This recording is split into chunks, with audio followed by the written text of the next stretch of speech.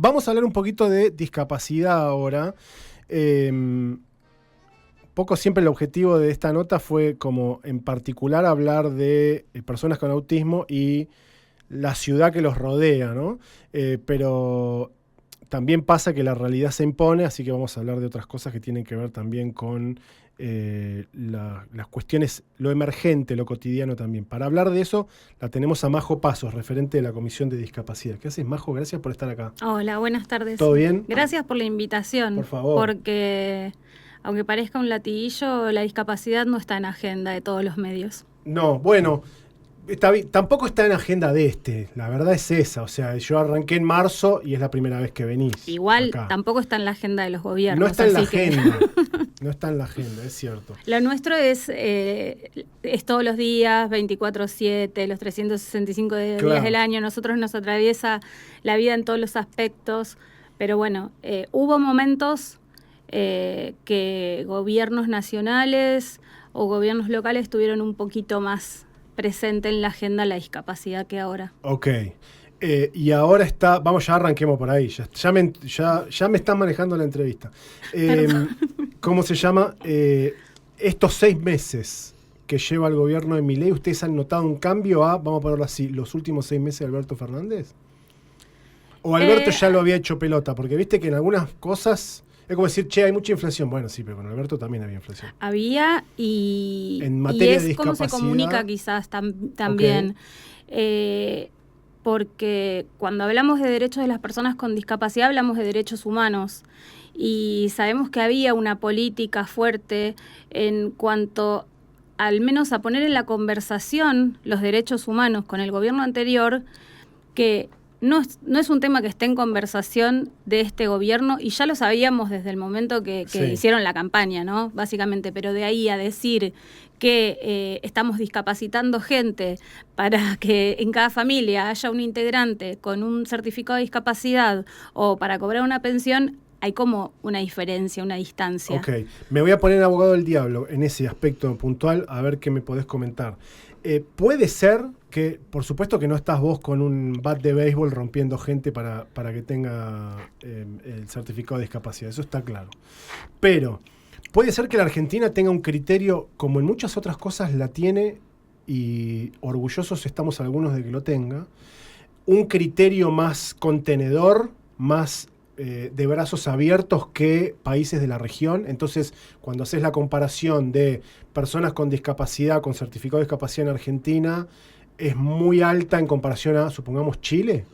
En comparación a Chile, porque tienen la Teletón, digamos. No sé, porque están al lado nuestro. Digo, sí podemos ver otro, pero ejemplos de países como España, que están súper, recontra, mega adelantados en temas de derechos de las personas con discapacidad, no solamente en niños, niñas y adolescentes, también en el trato hacia los adultos mayores, porque hay personas que adquieren discapacidad en cualquier momento de su vida, no es que nacen con esa condición. Una discapacidad puede ser producto de un accidente vehicular, puede ser un accidente cerebrovascular o puede ser una enfermedad degenerativa, sobre todo lo que tiene que ver con la discapacidad cognitiva, porque hay que hablar seriamente de eso y cómo afecta cuando la persona con discapacidad no logra la autonomía, cuál es el impacto que tiene en la familia, porque es el primer círculo de contención. Uh-huh. Entonces, si proteger a quienes cuidan es excesivo en políticas públicas, bueno, tendríamos que rearmar la Constitución Nacional, la provincial y varias otras normas ya existentes. No, está bien, pero es claro, por eso yo lo destaco como una cosa que para mí es buena, así como lo voy a llevar a la educación. Permanentemente se escucha a sectores más de la derecha argentina planteando que no puede ser que vengan de cualquier país, se alquilan un departamento y empiezan a estudiar en la Universidad de Buenos Aires.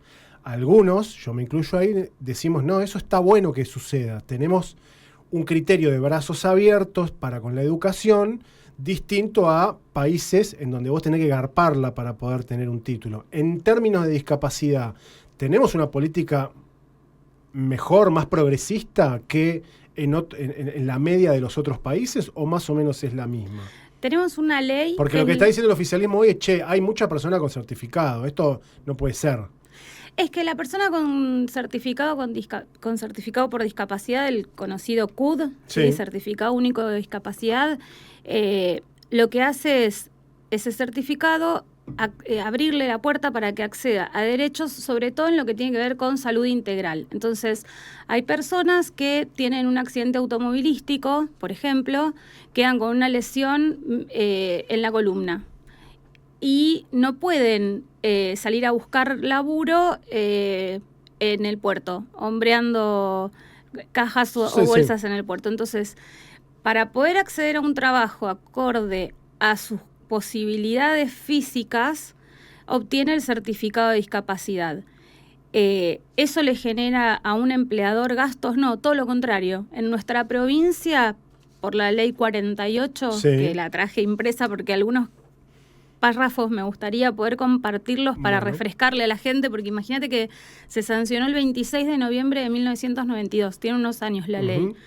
En su momento fue de vanguardia, ¿sí? Después vinieron leyes que sí fueron progresistas a nivel nacional o progresivas, a las que la provincia adhirió, como la 24.901, que es la de atención integral en discapacidad, que es poder acceder desde un medicamento con una cobertura al 100%, un medicamento que tenga que ver con la patología certificada, hasta un tratamiento de fonoaudiología, kinesiología, rehabilitación, más todo lo que está en el medio, que es, por ejemplo, que la familia que se hace cargo de esa persona con discapacidad también tenga un tratamiento psicológico para acompañar y ayudar a esa condición particular que tiene ya el grupo familiar, no solo la persona con discapacidad. Te hago una pregunta sobre eso, porque a veces hay debates que son falaces sencillamente porque se usa la ignorancia de que la gente tal vez no sabe. Entonces vos decís, me acuerdo que con el aborto pasaba eso, que decían, ¿por qué van a tener que abortar con mis impuestos? Y entonces, pero si vos tenés obra social, si tenés una prepaga, digamos, la persona, la mujer que quiere interrumpir su embarazo, no la va a hacer con la tuya, amigo contribuyente. Entonces, en el caso de esta cobertura, vos tenés obra social, ¿es la obra social la que se tiene que hacer cargo de garpar el gasto en atención psicológica para el grupo familiar? ¿O es el Estado, o es Caputo teniendo que desembolsar guita por todos lados? No, a ver... son las obras sociales. Son las obras sociales en nuestro que vos pagás caso, todos los meses con tu aporte personal. Ya sea porque, por ejemplo, si la persona con discapacidad es menor de edad y está a cargo de su madre o de su padre en la obra social, la que sea, puede ser una sindical, puede ser la de la provincia o CEF. O una prepaga. O una prepaga. Lo que sucede en nuestra provincia es que, por ley, quien debe garantizar la atención de las personas con discapacidad, primero que nada, el primer garante es el Estado provincial. Eso es una de las cosas que dice la ley 48. Cuando se crea el régimen único de pensiones especiales, en la ley 389 se establece que sea a través de la obra social de la provincia. En aquel momento tenía otro nombre, que era el famoso instituto, hoy es OSEF. ¿Quién debe hacerse cargo de esos gastos? El Estado provincial. Siempre y cuando no haya una obligación por parte de la madre o el padre o del tutor del menor que tenga que proveerle una obra social. Por ejemplo, si trabaja en el Estado, va a pasar a ser un adherente del titular de la obra social del Estado.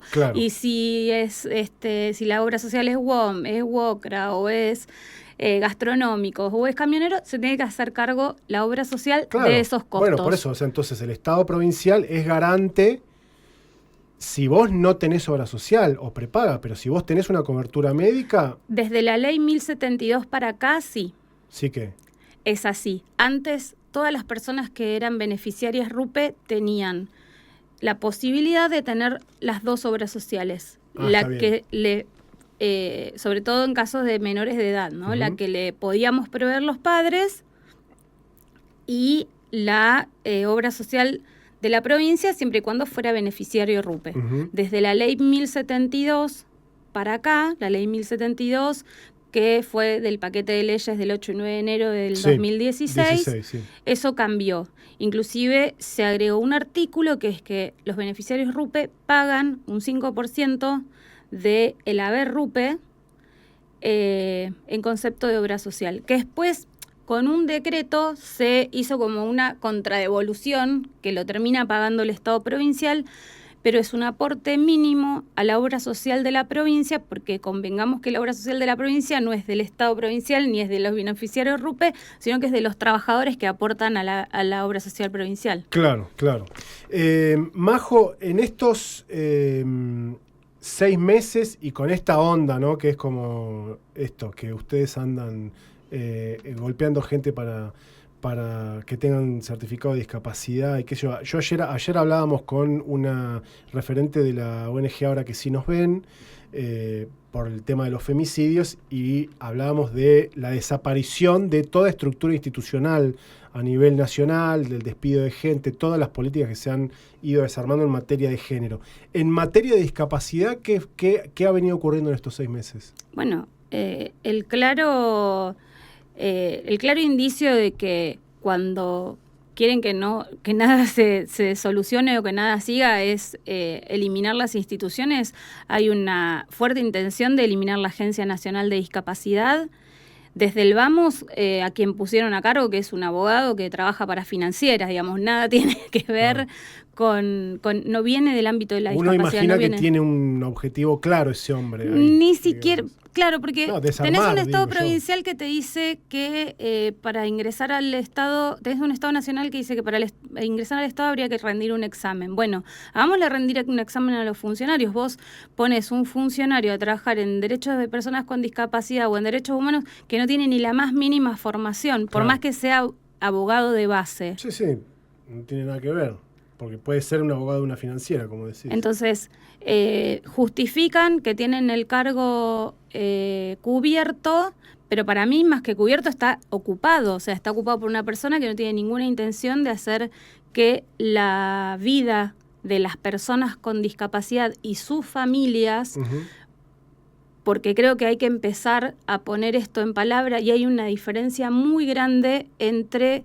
Y esto es una crítica que tengo yo a la convención, ¿no? La Convención Internacional por los Derechos de las Personas con Discapacidad dicen nada sobre nosotros sin nosotros, nada acerca de nosotros sin nosotros.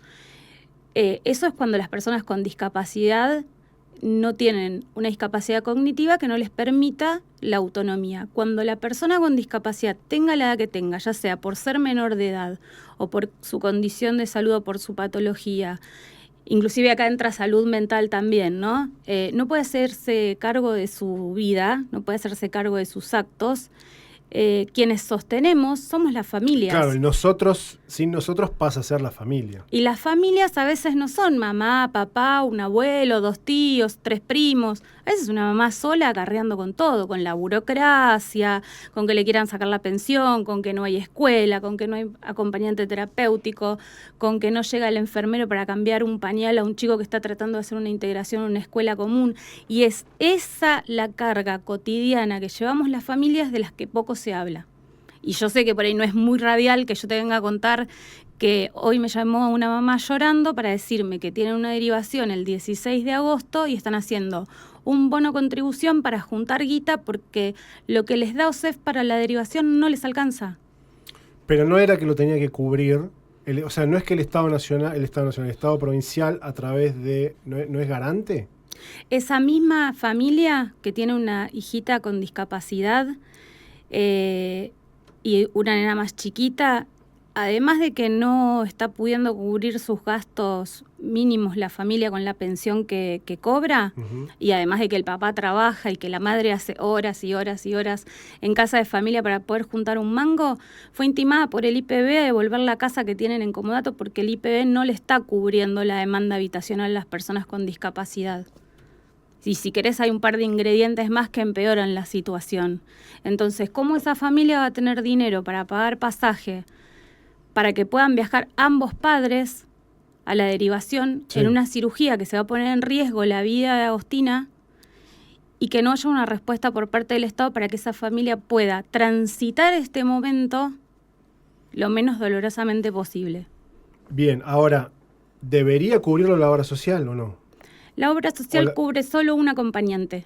Y a veces con sí, uno solo, la situación... en la derivación, es romper el núcleo familiar. Sí, entiendo. Y a eso se suma además que están teniendo quilombo con el IPB. Le llevaron la cuota le cobran una cuota por una casa que le prestan, no le llaman alquiler, le llaman cuota. Ah, sí, es ese sistema medio como de una suerte de leasing de viviendas que hace el IPB. Claro, pero vos tenés una ley 48 que dice en uno de sus artículos que el Estado es garante y que debe velar por la seguridad de las personas con discapacidad, y no tienen, o sea, tenemos familias de personas con discapacidad, sobre todo de niños, niñas y adolescentes, que no tienen resuelta la cuestión habitacional, que no tienen resuelta la cuestión educativa y que no tienen resuelta la cuestión alimentaria. Estuvieron toda esta semana familias de pibes y pibas celíacos que asisten a escuelas provinciales a buscar el módulo alimentario con los alimentos aptos para celíacos y no hay. Mirá, o sea que los pibes celíacos, bien gracias, en estas 3 semanas, estas XL vacaciones que hubo en educación.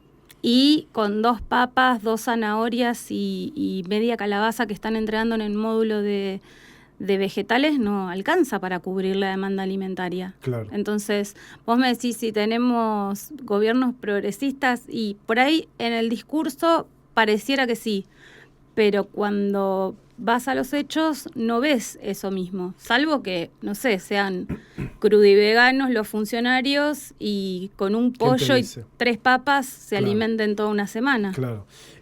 Majo, estamos con Majo Paso, referente a la Comisión de Discapacidad, hablando de las prestaciones y las responsabilidades del gobierno local. ¿Qué está pasando con el régimen único de pensiones del Estado? ¿Esa la es del Estado o es de otra cosa? Especiales. Ah, perdón. Especiales. La ley 389 y sus modificaciones. Las RUPE. ¿Qué está pasando? Bueno, eso nos gustaría saber. Yo recuerdo que tenía una lógica de que una RUPE tenía el valor de una categoría 10, creo que era, ¿no? Una categoría 10, PAIT, en su bruto por todo concepto. Okay. Hace un par de años, después de golpear varias puertas y varias ventanillas en gobierno, más o menos habíamos dado con los números de un recibo de sueldo de un categoría 10 PAIT, de los cuales tienen como 18 ítems en negro, porque además uno lo escucha, qué sé yo, a Carlos Córdoba hablar de como referente de los empleados del Estado y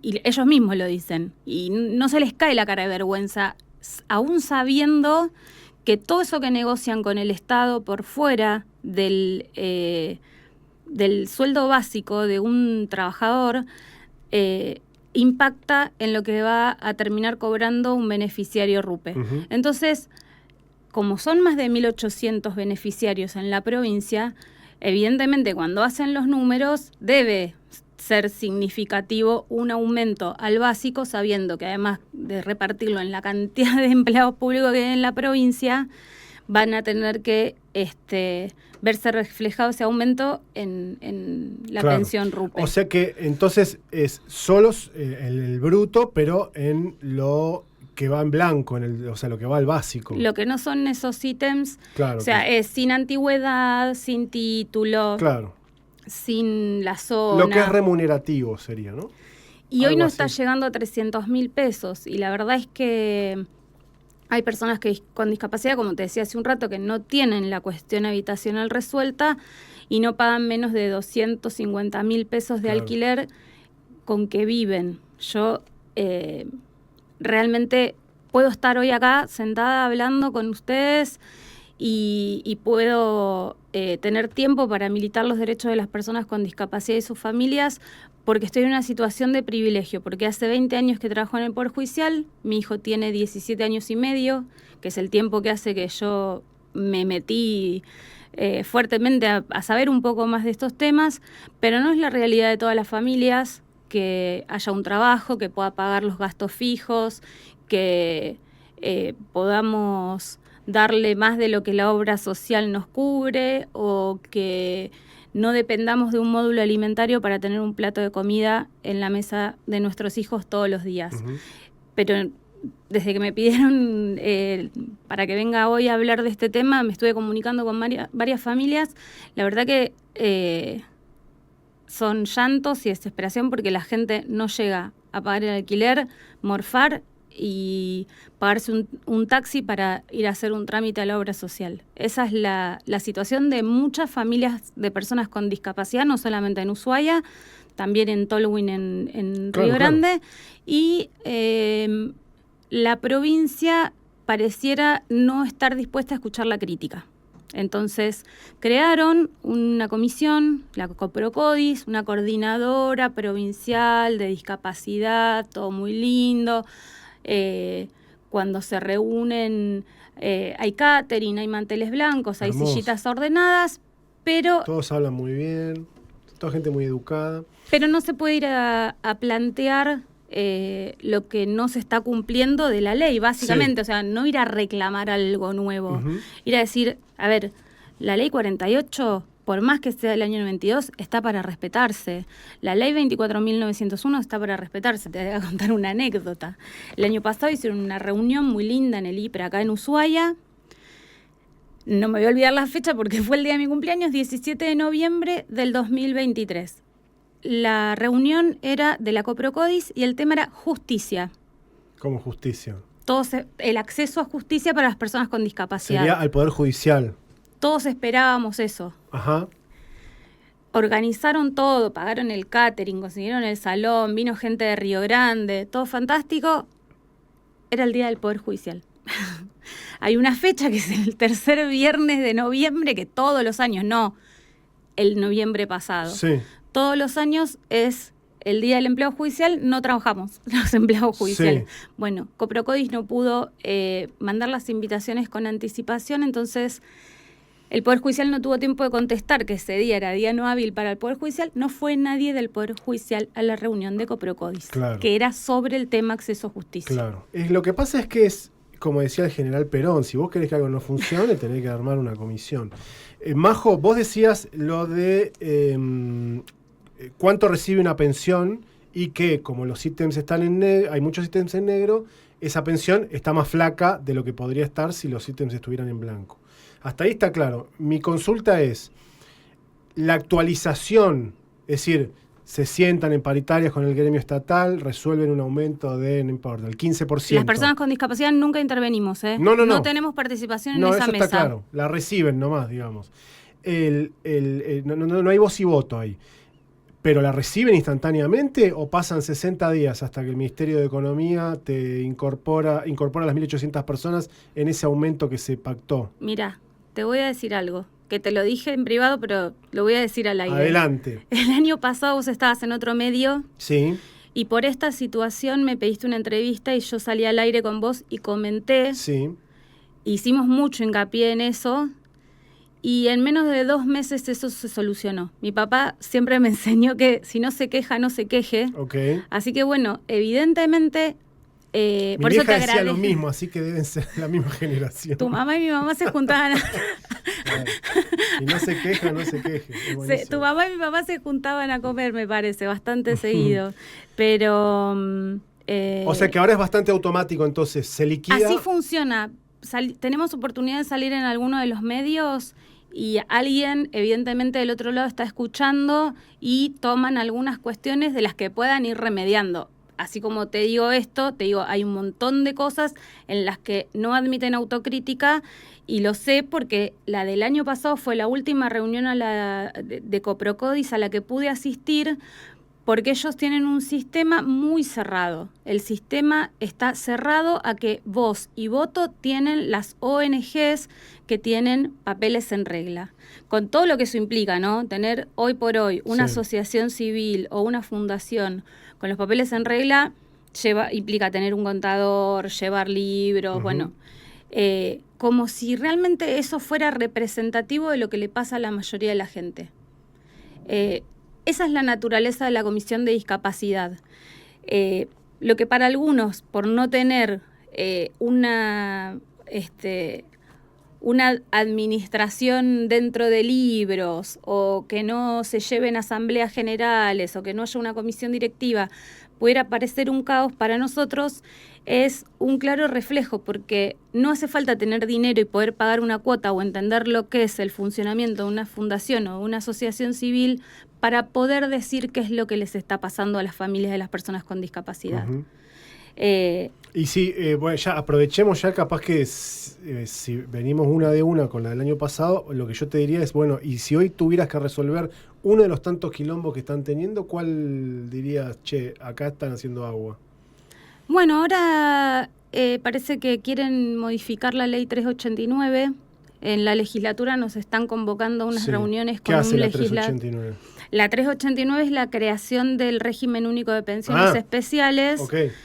Sí, pero cada vez que quieren tocar esa ley es para sacar derechos. Ah, sí, por supuesto. Así que bueno, en principio tenemos una agenda de reuniones que está circulando con el legislador von der Tussen. Sí. No sé por qué él habrá tomado la posta, pero bueno, celebramos que haya tomado la posta. Si querés, después de esa reunión charlamos, a ver si nos podemos poner al tanto de qué es lo que se trata. Pero si pudiéramos pedir algo, es esto: escuchen a las familias, no a Majo Pasos, no a 2 o 3, escuchen a las familias de las personas con discapacidad que están atravesando situaciones complejas. Basta abrir las redes sociales, sobre todo Facebook, para ver la cantidad de gente que está pidiendo ayuda para juntar guita para poder irse derivada por la patología de un hijo o hija. Bebés, niños, niñas, adolescentes. No hay que ser funcionario ni estar subido arriba de ningún pedestal ni tener una conexión mágica con el cosmos para tomar contacto real con lo que estamos pasando las familias de las personas con discapacidad. Me quedó hablar del centro de rehabilitación.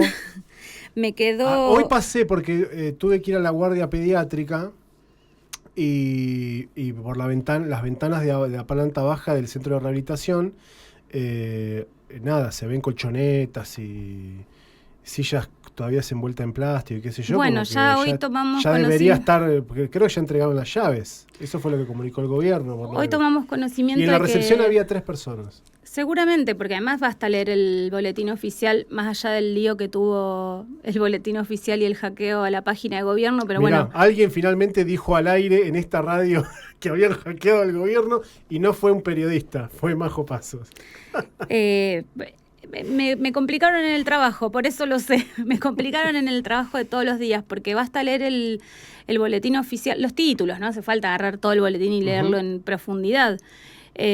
Los títulos del boletín oficial dan cuenta de la cantidad de gente que se ha incorporado al gobierno provincial, al área de salud, con destino al centro de rehabilitación. En principio estaría bien. Estaría bien si pudiésemos estar usando los servicios. Ya va a llegar. Debería estar ahí. Hoy tomamos conocimiento de que el área de kinesiología del hospital va a ir a funcionar que está funcionando un edificio externo desde el incendio, ahí en Rosas y de Loki. Ajá. Va a ser trasladado al centro de rehabilitación. Queremos saber qué pasa con el tema de la pileta, porque... ¿Cuál pileta? La pileta del centro de rehabilitación. Ah, ¿tiene una pileta? Sí, porque la pileta las piletas municipales estamos en el horno. Claro. Y realmente una de las mamás que hoy fui hablando con varias familias para que me vayan tirando títulos, ¿no? Para ir desarrollando. El no poder acceder a una pileta para muchos pibes lo dificulta porque no tiene posibilidad de hacer otro deporte. Sí. O utilizarlo como espacio recreativo, de relajación, de conexión con su cuerpo, sobre todo, ¿no? Sí, de conexión con su cuerpo. Después... ¿Qué más? Además del centro de rehabilitación, los módulos alimentarios, el acceso a justicia... también el tema trabajo. No es algo que me atraviese en lo personal, porque yo tengo un hijo de 17 años y medio que es muy probable que no logre la autonomía en ningún momento de su vida, o sea que menos tener la preocupación de que acceda a un trabajo, pero sí hay muchas familias que están cumpliendo los pibes y pibas la mayoría de edad y si el certificado médico oficial, el CMO, que es uno de los documentos que se necesita para tener la pensión RUPE, no le da el 66% de discapacidad o más, automáticamente pierden el beneficio. Entonces, de mal que venían esas familias, pasan a peor, porque si no tienen una obra social, los pibes, además de quedar sin un ingreso, quedan sin obra social. Claro, eso entonces, es decir, cuando llegan a los 18, que ya 18. Ya no se toma como lo que se denomina autodesenvolvimiento, sino que es capacidad laboral. Exactamente. Hasta los 18 el asunto es que la persona... Son menores. Claro, que se pueda desenvolver. Si no puede, va a la pensión y va, en realidad, va al certificado. El CUD no determina el grado de incapacidad laboral, es el CMO. Claro. Sí. Cuando cumplí 18 ya lo que se evalúa es si puedes laburar o no. Exactamente. Claro. La capacidad de desenvolvimiento, o la cuestión, claro. Si es una discapacidad visceral, si es auditiva, si es visual, si es física o si es una discapacidad cognitiva. Claro. No sé si se puede responder fácilmente la pregunta. Es si vos tuvieras que ponerle un valor a la pensión, ¿vos cuánto la pagarías? Porque pasa lo siguiente. Vos hablaste, te voy a poner a vos de ejemplo ya que te pusiste vos. O sea, vos te autocatalogaste como una persona privilegiada porque trabajás en el Poder Judicial. Y tenés, además del ingreso de la pensión, pero tenés un ingreso propio. Hay familias que no. Entonces ahí la situación varía. ¿Cómo se hace para tener una pensión que contemple la situación de, vamos a suponer, mamá desempleada, papá semi-empleado con problemas de alquiler? Le doy tanto de pensión versus una familia que tal vez anda en una Toyota Hilux SW4, tiene la casa hace 30 años del IPB, ya la pagaron y se van de vacaciones 2 veces por año. No es lo mismo. ¿Y qué hacemos? No sé. Tenemos personas con discapacidad en Tierra del Fuego de primera, de segunda y de tercera. No, yo entiendo que es muy difícil. Claro, es difícil. Es muy difícil, pero... Porque yo también pienso en, tomar esas decisiones. Hay un espíritu que tiene la ley 389. En el debate legislativo, el espíritu de la ley lo que dice es que la pensión es para la persona con discapacidad, independientemente de la condición de su familia. Sí, pero vos sabés que eso cambia igual. Seguramente, porque esto ya pasó. La realidad de esa persona, todos reciben 300 lucas. Ahora, la realidad de la persona que recibe 300 lucas en un núcleo familiar, en donde, no sé, la madre tiene un local de venta de ropa muy exitoso y el tipo es, qué sé yo, abogado. Esas 300 lucas casi que capaz se las ponen en un plazo fijo y compran, no sé, dólar MEP, qué sé yo lo que pueden hacer, porque les sobra la plata. Que no es lo mismo que una señora que tal vez limpia una escuela y está sola. Sí, o que ni siquiera tiene trabajo en el Estado, que va casa por casa de familia juntando 2 moneditas. Sí, pasa, pero... Porque pasa cuando, yo me acuerdo en la época de Bertone, que no sé si siguió pasando con Melella, que el quilombo era que no se entregaban automáticamente, había como una evaluación que se hacía de... Eso pasó con todos los gobiernos. Bueno, a quién se la doy, a quién no, y lo que termina pasando es que la familia que tiene guita va a un abogado y consigue la pensión antes que la familia que no tiene. Es que ahí está el problema. Con las jubilaciones pasaba lo mismo. La igualdad de oportunidades, mirá, la ley 48, que es el régimen de equiparación de oportunidades para las personas con discapacidad, lo considera desde la concepción de la idea de persona con discapacidad para la provincia. Entonces, por eso te decía que el espíritu de la ley tiene que ver con que aun cuando la persona no pueda lograr el autodesenvolvimiento, tenga garantizado lo mínimo. Sí. Para tener garantizado lo mínimo, no tiene que recurrir a lo que la familia tiene, o ya tenía, o le va a proveer. Eso es lo que no se está cumpliendo en esta provincia. No es cuánto pagarías la RUPE, es qué no está cubriendo el Estado provincial, que con una crisis económica y social como la que está sufriendo el país, no puede darle a los beneficiarios RUPE la asistencia mínima, que es educación, vivienda, alimentación, acceso a la salud y acceso a la justicia. Ese es el recorte para las redes sociales. Majo, gracias. La próxima te vamos a volver a invitar en breve porque yo quería hablar de otra cosa. La idea de invitarla a Majo era poder charlar para conocer un poco, en realidad, es cómo vive en la ciudad una persona con autismo. Que es medio caprichosa la elección, porque también podría haber sido cómo vive en la ciudad una persona en silla de ruedas, qué sé yo. Uf. No sé por qué nos disparó esa idea. Mirá, podemos hacer una cosa. Podemos conseguir alguna... podemos hacer uno por semana. Alguna persona en silla de ruedas que venga y nos cuente en primera persona. Y después con el tema de autismo, cortita. Bajemos el volumen, porque una de las principales características de las personas dentro del espectro autista es la hipersensibilidad auditiva. El otro día fui a un supermercado y era un volumen espantoso. Porque hicimos una nota y nos hacían mención en la nota de los escapes de las motos. Y en esa reunión participó una persona del ámbito de la discapacidad que como que puso palabras sobre ese tema y ahí me quedó la idea. Por eso fue la idea de invitarte. Pero los supermercados también son súper ruidosos. El otro día nos tuvimos que volver con nuestro hijo porque en un supermercado que tiene la D era un escándalo la música. Tuvimos que suspender la compra e irnos. Claro, sí. Hay una cuestión con los decibeles que parece que no, pero además es un... Bueno, yo tuve que ir a una fonoaudióloga porque uso mal las cuerdas vocales, pero charlando con ella un poco, que de hecho dejó de atender donde atendía porque se incorporó al centro de rehabilitación. Sí, es buenísimo. Es 10 puntos la señora. Y un poco hablábamos de esto, que es que hay algunas cuestiones en la vida cotidiana que no se tienen en cuenta. Uno es el tema de la voz, que si uno está medio afónico y sigue hablando igual y va a laburar igual y no está considerado como, día de descanso.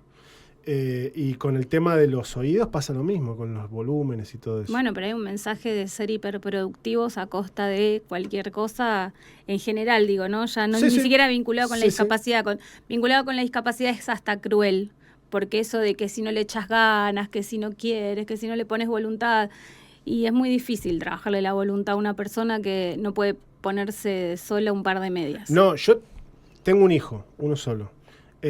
Imagínate que no me ha traído mayores inconvenientes más que alguna fiebre y todos los días siento que estoy remando en dulce de leche. Yo no me quiero imaginar lo que debe ser para una familia que tal vez tiene más de uno, no importa la realidad hay que tenga, familias pero con más de uno. Claro, que es que sí, loco. Hay familias con más de un integrante con discapacidad y suelo hablar poco de esto porque mi mamá es una persona que cognitivamente está bien, pero tiene 71 años y hace unos añitos atrás adquirió una discapacidad motora. Motora, claro. Y somos 4 hermanos, pero de este tema puntual, la responsable o la que está a cargo soy yo. Claro. Dénselo a Majo, que ella tiene experiencia, le dijeron en la familia. Y mínimo. Majo, gracias y gracias también por prestarte también a relajar en algún momento en la nota. Gracias. No, sí, hay que poder, pero también estaría bueno, ya que me das esta oportunidad de que nos estén escuchando del otro lado, así como hay espacios de escucha para el colectivo feminista o para jóvenes y adolescentes, por ahí que vayan pensando en un espacio de escucha para las familias de las personas con discapacidad, sería interesante. Yo lo vengo hablando con una de las doctoras de mi hijo, que es una psiquiatra de infanto juvenil, la doctora Noelia Fernández Paz. Se podría llegar a generar, si hubiera más profesionales de la salud disponibles, trabajar un espacio de escucha para que las familias de las personas con discapacidad, ya sea al momento del diagnóstico, cuando están atravesando una situación de agravamiento de la patología, antes o después de una derivación, bueno, en el momento que lo requieran, tener un espacio donde ir y hablar de estas cuestiones, porque si no, toda esa angustia y todo eso, toda esa carga emocional de estar permanentemente cuidando al no ser tratada, termina detonando por otro lado en las familias. Claro. Así que bueno. No te vayas, porque me llega una pregunta que la acabo de encontrar ahora, porque yo me embalo en las entrevistas y después no leo. ¿Qué es la Comisión de Discapacidad y de quién depende? La Comisión de Discapacidad, de la que decimos que Majo es referente, es en realidad una agrupación de gente. Sí. Que antes era la Comisión de Discapacidad que tenía la CTA. La CTA Autónoma tenía dentro de su comisión directiva una representante que fue Diana Román. Claro. Diana Román hace unos meses se jubiló, de hecho ya no está viviendo en Ushuaia, pero dejó esta semillita y dejó un montón de familias, porque somos un montón de familias, con pibes de todas las edades, con adultos mayores con discapacidad, que seguimos estando en contacto, que nos intercambiamos información, porque esa es la forma en la que podemos llevar el día a día. Claro, claro.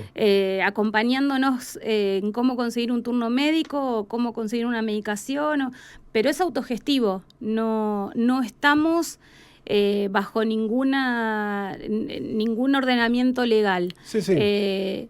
Sí nos consultamos, o sea, es entre como nosotros. Coloquialmente podemos denominarlo como una organización social. Como una organización social, porque además que a se las llama ONG, Comisión de Discapacidad porque nació como una comisión dentro de una central de trabajadores. Y en un momento le tuvimos que sacarlo de la CTA. Y después chau CTA. Pero seguimos teniendo un mismo grupo de pertenencia y además que hay un afecto, ya te diría, de alguna manera con algunos de los integrantes de la comisión, ya somos como familia,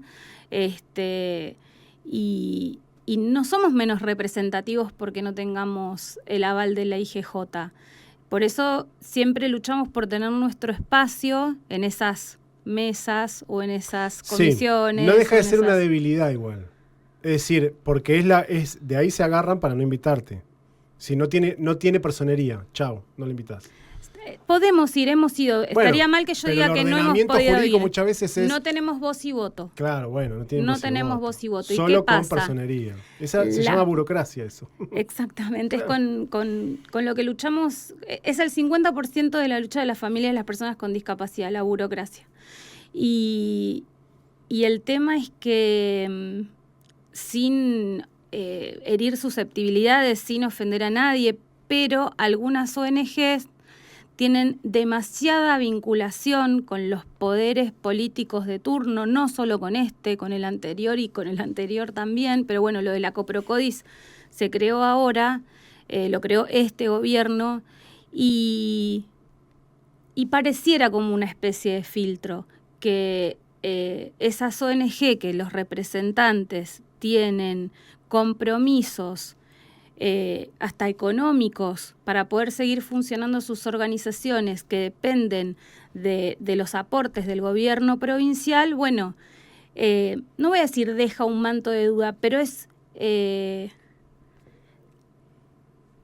poca la información que vuelcan en esas mesas de la realidad que estamos viviendo la mayoría de las familias en la provincia. Se restringe o se limita mucho la cantidad de información que debería llegar a quienes deben escuchar en el gobierno provincial para gestionar políticas públicas que impacten positivamente en la vida de esas personas, y yo creo que es una forma de funcionar de este gobierno, porque entiendo que sucede en otros temas, no solamente en el tema de discapacidad. Es porque así no tienen que escuchar permanentemente la crítica de los que no tenemos ningún tipo de deuda con el Estado o de necesidad de reciprocidad, claro, en la cuestión. Entonces, eso es lo que nosotros queremos desde la comisión, mantenernos siempre independientes del poder de turno. No vamos ni en contra ni a favor de nadie.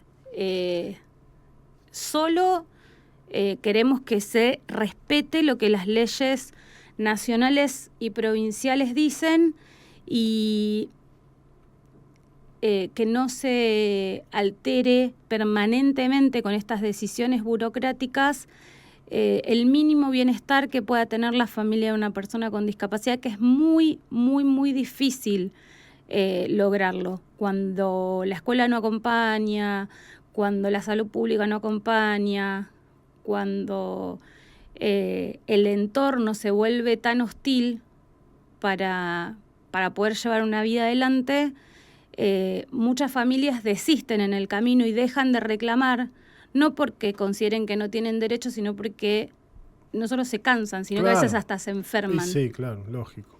Majo, gracias.